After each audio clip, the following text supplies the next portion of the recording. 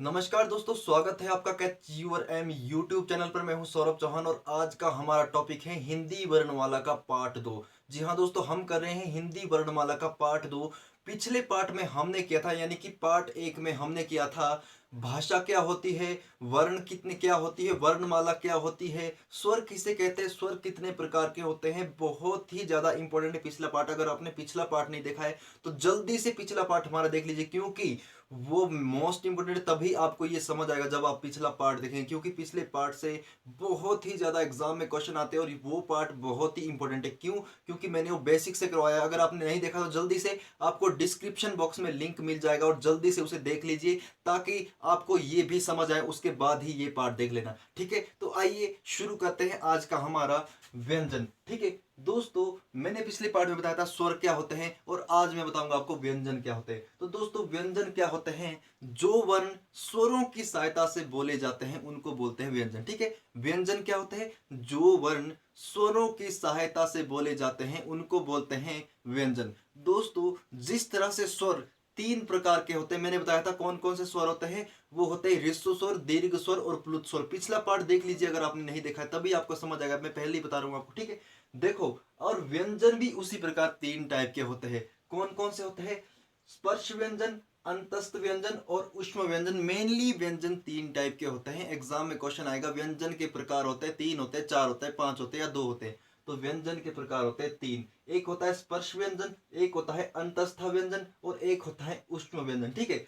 चलिए अब पढ़ते हैं। सबसे पहले एक एक चीज को बेसिक से क्लियर करके चलते हैं, क्योंकि अगर हम बेसिक से पढ़ेंगे, अगर हम डायरेक्टली क्वेश्चन पढ़ेंगे तो हम जल्दी से भूल जाएंगे। बेसिक से पढ़ते हैं, क्लियरली हमें याद हो जाएगा, ठीक है। देखो, सबसे पहले पढ़ते हैं स्पर्श व्यंजन। दोस्तों, स्पर्श व्यंजन क्या होते हैं, इसके लिए ये जानना हमारे लिए जरूरी होता है कि ये जानना जरूरी नहीं कि स्पर्श व्यंजन कौन कौन से होते हैं। इससे पहले हमें हमारे लिए ये जानना जरूरी है कि स्पर्श व्यंजन होते क्या हैं। तो दोस्तों, स्पर्श व्यंजन क्या होते हैं? जिन वर्णों का उच्चारण करते हैं, वर्ण समझते हैं ना आप, ये अ आ इ ई, ठीक है। जिन वर्णों का, और आपको व्यंजन तो पता है कौन से होते हैं। जो क से ज्ञ तक होते हैं वो व्यंजन ही होते हैं, और जो अ से अंगा तक होते हैं वो स्वर होते हैं। आप पिछले पार्ट देख लीजिए, मैंने सब कुछ बताया, ठीक है।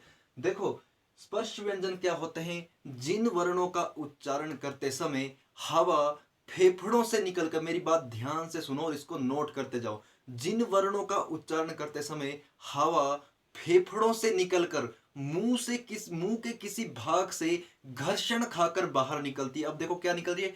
जब हवा, जिन वर्णों का उच्चारण करते समय हवा फेफड़ों से निकलकर, कहां से? फेफड़ों से निकलकर मुंह के किसी भाग से घर्षण खाकर बाहर निकलती है, उसको बोलते हैं स्पर्श व्यंजन, ठीक है। आपको बता देते हैं स्पर्श व्यंजन हिंदी वर्णमाला में कितने हैं। वो है 25। मोस्ट इंपोर्टेंट है, आपने ध्यान रखना है। स्पर्श व्यंजन हिंदी वर्णमाला में कितने हैं?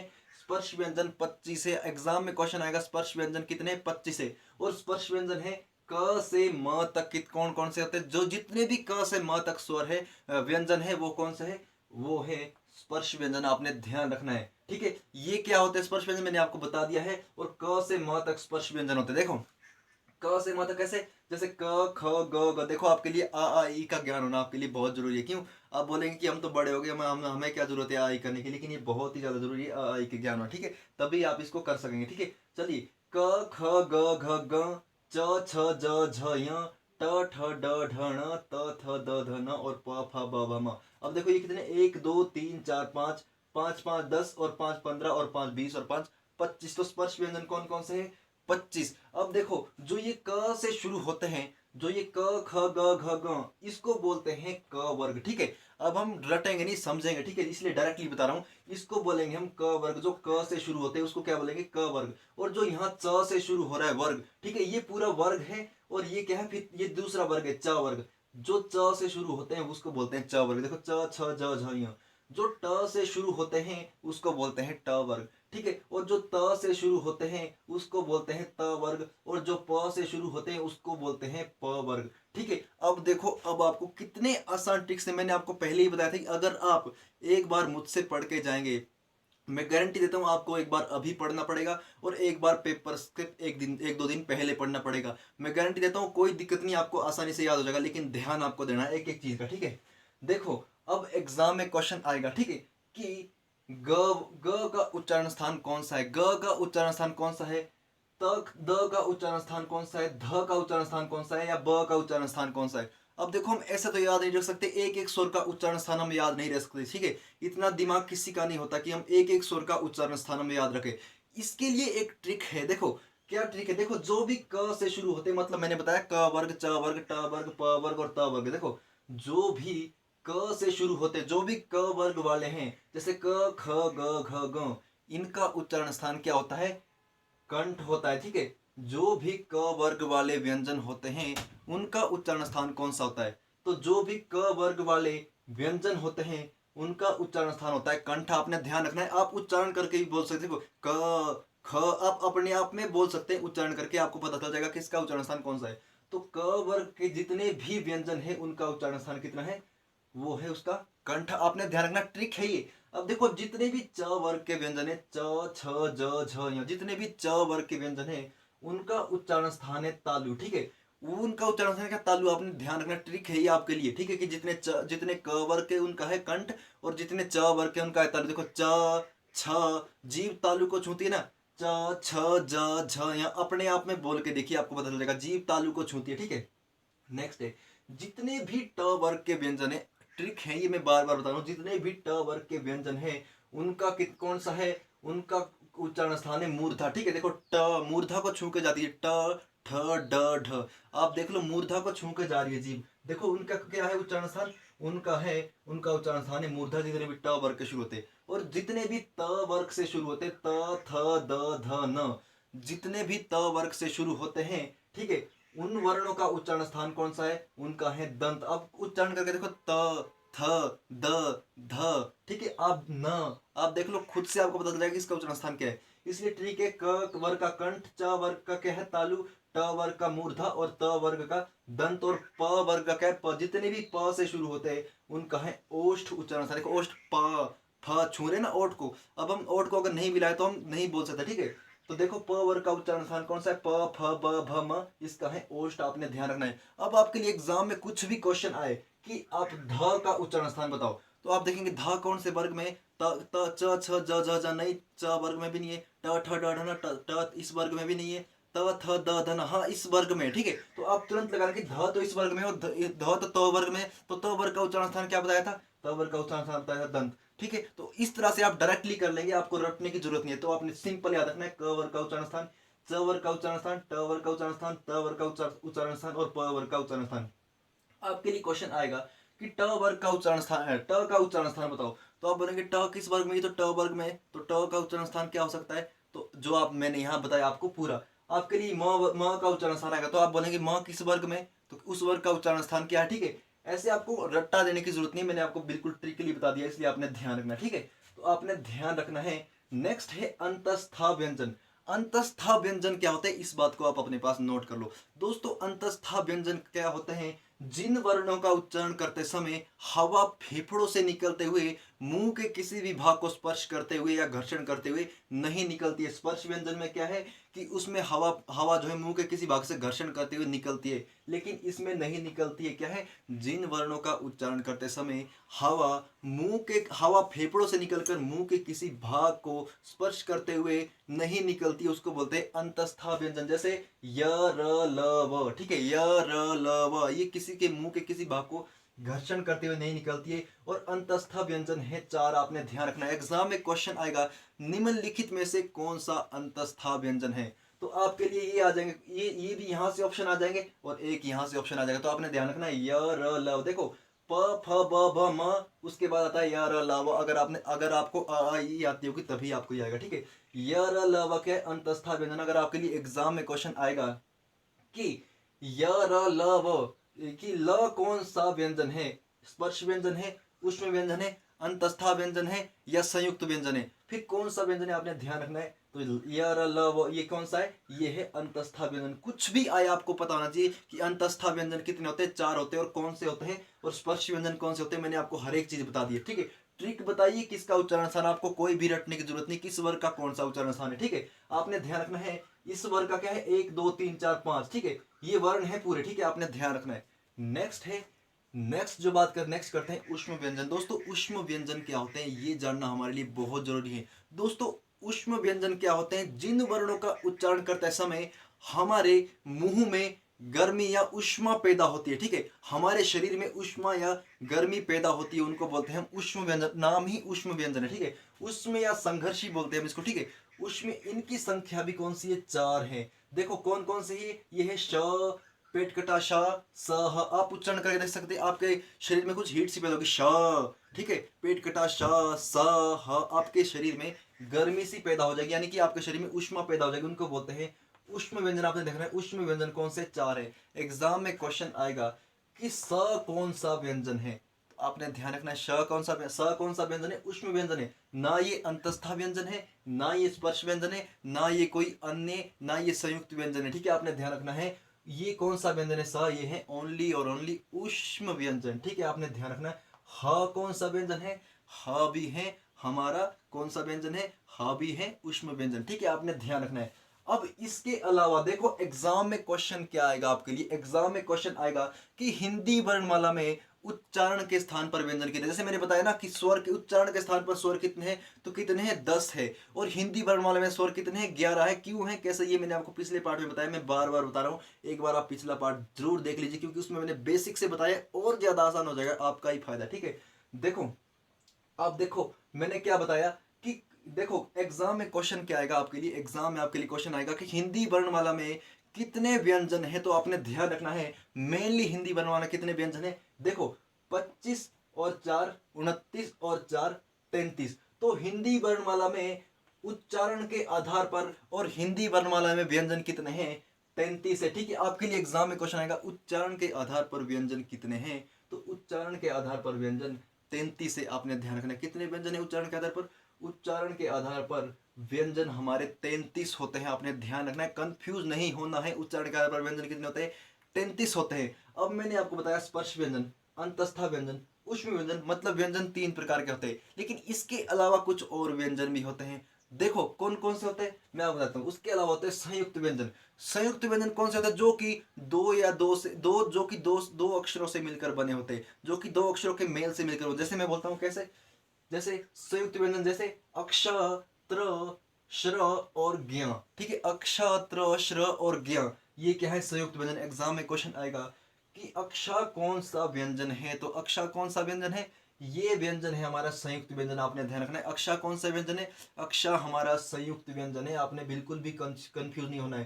त्र कौन सा व्यंजन है? ये भी संयुक्त व्यंजन है। श्र कौन सा व्यंजन है? ये भी संयुक्त व्यंजन है। कैसे संयुक्त व्यंजन है? एग्जाम में ये भी क्वेश्चन आएगा कि अक्षा किस किस से मिलकर बनता है, तो आपने ध्यान रखना है अक्षा बनता है क प्लस श से मिलकर क्या बनता है? अक्षा बनता है। त्र बनता है त और र से मिलकर त्र बनता है। श्र बनता है श और र से मिलकर, और ज्ञ बनता है ज और य से मिलकर। अब आप नहीं सोचता कि ये बन गया है तो बन गया, ठीक है। एग्जाम में आपको कंफ्यूज कर देंगे। देखो अक्षा बनता है क और श से मिलकर, तो एग्जाम में इतना कंफ्यूज कर दिया था पिछली बार एक एग्जाम में, एसएससी के एग्जाम में, कि यहां पर हलंत लगा दिया था और यहां पर हलंत नहीं लगाया था। तो आपने ध्यान रखना है हर समय में क के नीचे हलंत आएगा प्लस श के नीचे हलंत नहीं आएगा। आपको कंफ्यूज कर देंगे, या तो दोनों में हलंत दे देंगे, या फिर श में हलंत दे देंगे, ठीक है, या फिर कुछ और कर देंगे ऑप्शन में, ठीक है। आपने ध्यान रखना है, इसलिए क के नीचे हलंत आएगा प्लस श, तभी आपका सही माना जाएगा। क प्लस श क्या बनेगा? अक्षा बनेगा, तभी आपका सही आएगा, अदरवाइज आपका बिल्कुल गलत हो जाएगा एग्जाम में। आपने ध्यान रखना, ठीक है। नेक्स्ट है त्र। त्र कैसे बनता है? त और र, त प्लस र, तो त के नीचे हलंत आता है। गलती से भी आपने एग्जाम में ऑप्शन आएगा कि दोनों के नीचे भी हलंत आ सकता है या एक के नीचे भी हलंत आ सकता है, तो आपने ध्यान रखना है र के नीचे हलंत नहीं है, ओनली त के नीचे हलंत है। नेक्स्ट है श्र। श्र बनता है श और र से मिलकर। आपने ध्यान रखना है श के नीचे हलंत है, र के नीचे हलंत नहीं है। आपको कंफ्यूज कर देंगे। श प्लस र, श के नीचे हलंत है, आपने ध्यान रखना श प्लस र के नीचे हलंत नहीं है, ठीक है। नेक्स्ट है ज्ञ। ज्ञ बनता है ज प्लस य, तो ज के नीचे हलंत है। आपने बिल्कुल भी कंफ्यूज नहीं होना है, मैं आपको बार बार बता रहा हूँ, आपका ही फायदा, ठीक है। बहुत ही ज्यादा इंपॉर्टेंट है। संयुक्त व्यंजन 4 होते हैं। किस किस से मेल ज्यादातर यही पूछे जाते हैं, ये नहीं पूछे जाते होते कि संयुक्त व्यंजन क्या होता है, लेकिन ये पूछे जाते हैं कि अक्ष किस तरह से बनता है, तो आपने ध्यान रखना है क और श से मिलकर बनता है। श वो भी दे सकते हैं दूसरे वाला श, लेकिन पेट कटा श है, आपने ध्यान रखना है। और क के नीचे हलंत है, हमेशा इनमें पहले अक्षर के नीचे हलंत है, मैंने आपको बता दिया। लास्ट में हलंत नहीं, ट्रिक है ये भी आपके लिए एक प्रकार से कि पहले पहले हलंत है, लास्ट में आपके लिए हलंत नहीं, ठीक है, पहले अक्षर में ही हलंत है, ठीक है, आपने ध्यान रखना है। अब संयुक्त व्यंजन के अलावा दूसरे हमारे पास दो व्यंजन और भी होते हैं, द्विगुण व्यंजन, ठीक है। कौन से होते हैं? द्विगुण व्यंजन। द्विगुण व्यंजन कौन से होते हैं? एक होते हैं ड और एक होता है ढ। कौन कौन से? ड और आपके पास होता है ढ, आपने ध्यान रखना, ये दो द्विगुण व्यंजन होते हैं हमारे पास। देखो अब कितने हो गए, देखो 25 और 4 29 और 4 33 और 2 35 और 4 39। अब देखो कैसे हुए 39। अब एग्जाम में क्वेश्चन देखो, 25 स्पर्श व्यंजन हो गए, 4 अंतस्थ व्यंजन कितने हुए? 25 और 4 29, 29 और 4 हो गए ऊष्म व्यंजन, 29 और 4 कितने हो गए? 33। फिर 4 हो गए संयुक्त व्यंजन, 33 और 4 कितने हो गए?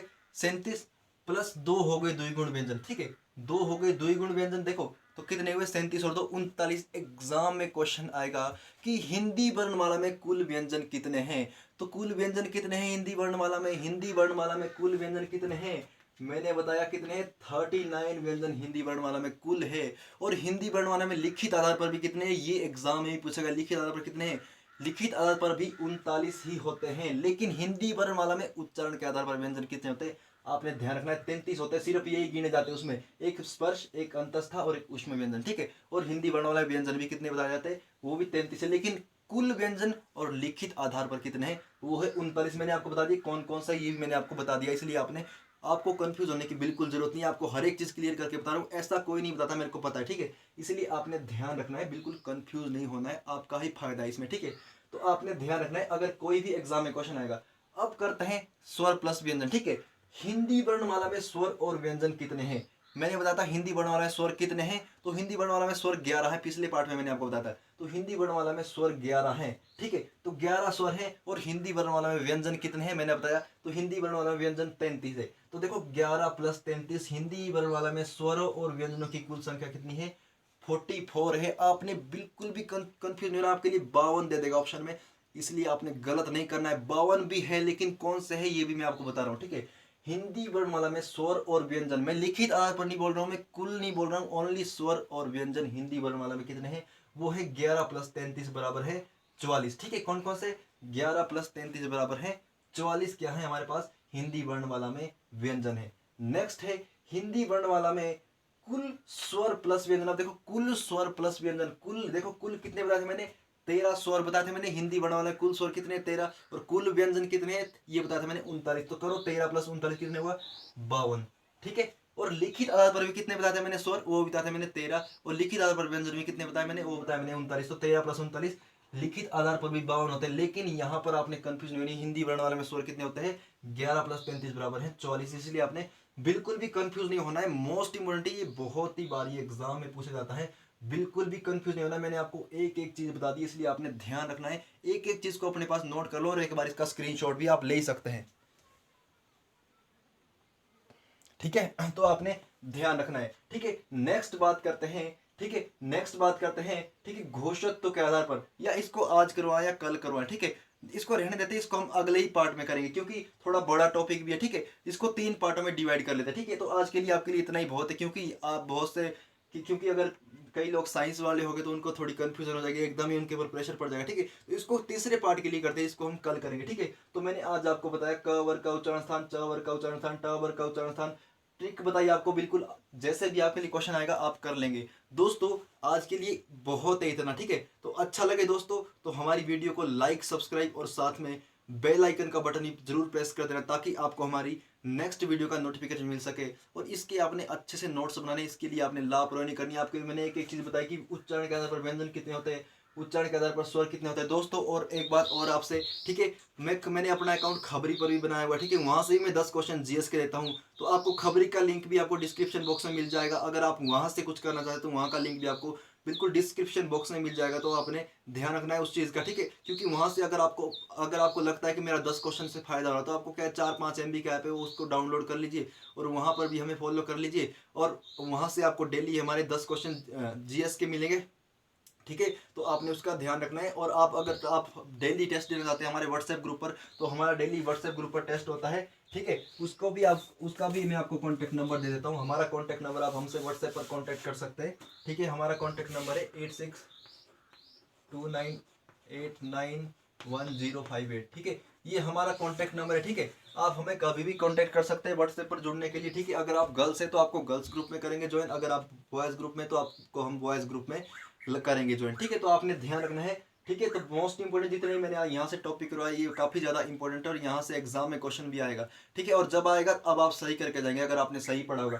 ठीक है, आपने कंफ्यूज है ना, घोषित के आधार पर कल कराऊंगा अल्पप्राण क्या होते हैं, वो भी कराऊंगा महाप्राण क्या होते हैं, अनुनासिक स्वर क्या होते हैं, निरुनासिक स्वर क्या होते हैं, और मैंने आज बताया आपको व्यंजन के उच्चारण स्थान, कल आपको मैं स्वरों के उच्चारण स्थान भी बताऊंगा। क्योंकि एग्जाम में क्वेश्चन आएंगे, हमें एग्जाम को क्लियर करना है, हमें बिल्कुल बेसिक से करना है शुरू, हमें रटना नहीं है। क्योंकि जब तक हम रटेंगे तब तक हमारे 2-3 दिन के लिए याद रहेगा, उसके बाद हम बिल्कुल दिमाग से हम फेल हो जाएंगे और बिल्कुल हमें याद नहीं रहेगा। इसलिए आपने ध्यान रखना है। मोस्ट इंपोर्टेंट टॉपिक था आज का, और पिछला पार्ट भी देख लीजिए, आपको डिस्क्रिप्शन बॉक्स में उसका लिंक मिल जाएगा। तो दोस्तों आज के लिए इतना ही। Thank you so much. अच्छा लगे तो हमारे चैनल को लाइक सब्सक्राइब जरूर करना, ताकि मुझे भी हौसला मिले कि लोग मेरी वीडियोस को लाइक कर रहे हैं। ठीक है, मुझे देख रहे हैं, अगर नहीं कर रहे हैं तो मुझे भी पता चलेगा कि मेरे अंदर क्या कमियां हैं, कितनी थोड़ी बहुत कमी रहेगी। ठीक है, तो इसलिए प्लीज़ आप मेरे हौसले के लिए मेरी वीडियो को लाइक सब्सक्राइब और साथ में बेल आइकन का बटन भी प्रेस कर दीजिए, ताकि मुझे भी अच्छा लगे कि लोग मेरी वीडियो को देख रहे हैं। Thank you so much. आज के लिए बहुत बहुत धन्यवाद।